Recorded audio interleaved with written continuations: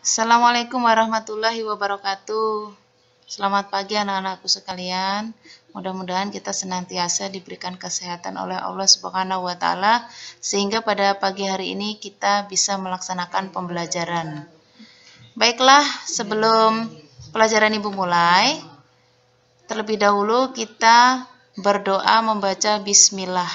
Bismillahirrahmanirrahim. Sebelum kita menuju ke materi, marilah kita terlebih dahulu menyanyikan lagu nasional bangsa Indonesia dengan judul Syukur Ciptaan Haji Mutahar. Mari kita menyanyikan lagu dengan bersama-sama.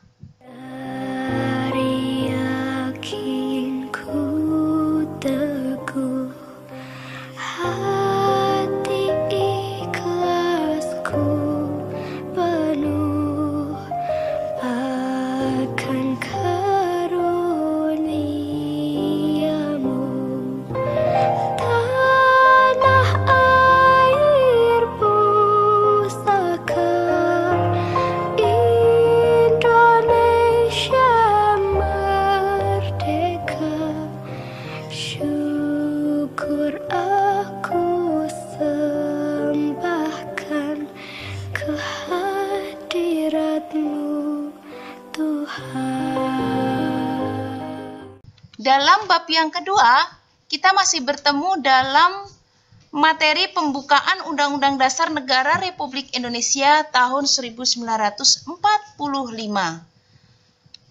Jika minggu kemarin kita telah membahas pada pertemuan yang pertama dalam bab yang kedua, yaitu makna alinea pembukaan Undang-Undang Dasar Negara Republik Indonesia tahun 1945. Dalam pertemuan yang kedua, kita telah menjelaskan tentang arti penting pokok-pokok pikiran dalam pembukaan Undang-Undang Dasar Negara Republik Indonesia tahun 1945. Dan pada pertemuan hari ini, kita akan menjabarkan mengenai sikap positif terhadap pokok-pokok pikiran dalam pembukaan Undang-Undang Dasar Negara Republik Indonesia tahun 1945. Mari kita simak materi selanjutnya. Mewujudkan pokok-pokok pikiran pembukaan Undang-Undang Dasar Negara Republik Indonesia tahun 1945 dalam kehidupan sehari-hari. Sikap positif yang dapat kamu tunjukkan dalam berbagai lingkungan, diantaranya adalah lingkungan keluarga, lingkungan sekolah, lingkungan masyarakat, dan lingkungan bangsa dan negara.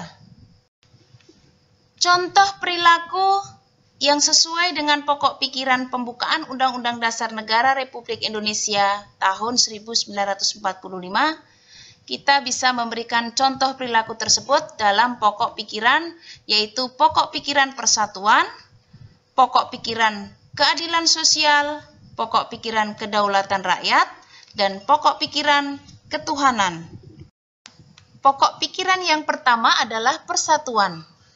Kata persatuan mengandung arti bahwa sebuah gabungan dari seluruh unsur atau bagian-bagian yang utuh dan tidak terpecah-pecah. Persatuan merupakan aspek penting dalam penyelenggaraan negara.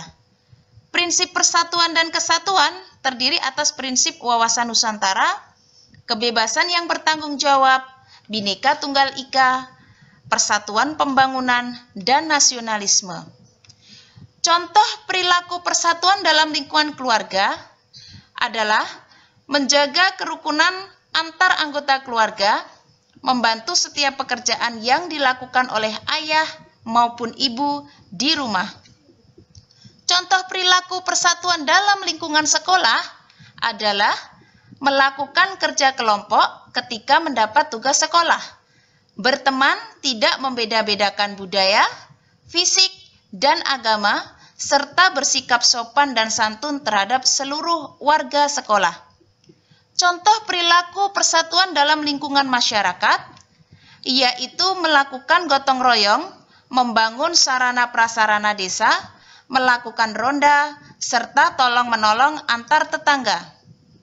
Contoh perilaku persatuan dalam lingkungan bangsa dan negara adalah menghormati dan menghargai budaya dari tiap-tiap daerah, menjaga ideologi Pancasila dan masuknya ideologi lain, serta berupaya melakukan usaha bela negara untuk mempertahankan keutuhan Negara Kesatuan Republik Indonesia. Pokok pikiran yang kedua yaitu keadilan sosial. Terdapat 3 bentuk keadilan, yaitu distributif, legal, dan komutatif.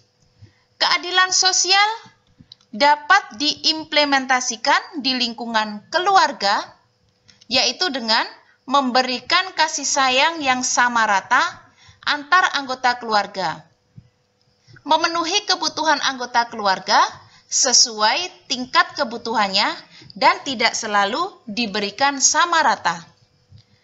Di lingkungan sekolah, yaitu dengan diwujudkan dengan cara menjalankan tertib sekolah dengan konsisten. Selain itu, mengumpulkan fasilitas sekolah dengan bijak serta mendapatkan hak pengajaran dari bapak atau ibu guru di sekolah. Juga termasuk dalam implementasi keadilan sosial di lingkungan sekolah. Di lingkungan masyarakat, yaitu diimplementasikan dalam bentuk menghindari perilaku diskriminasi terhadap sesama anggota masyarakat. Di lingkungan bangsa dan negara, yaitu diwujudkan di berbagai bidang. Dalam bidang hukum, warga negara memiliki hak mendapatkan kepastian hukum dari pemerintah.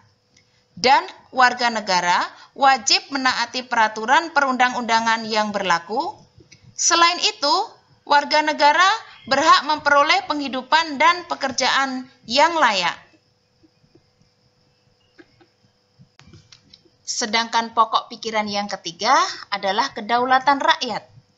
Contoh perilaku kedaulatan rakyat dalam lingkungan keluarga, yaitu dilakukan musyawarah dalam keluarga dengan cara berdiskusi.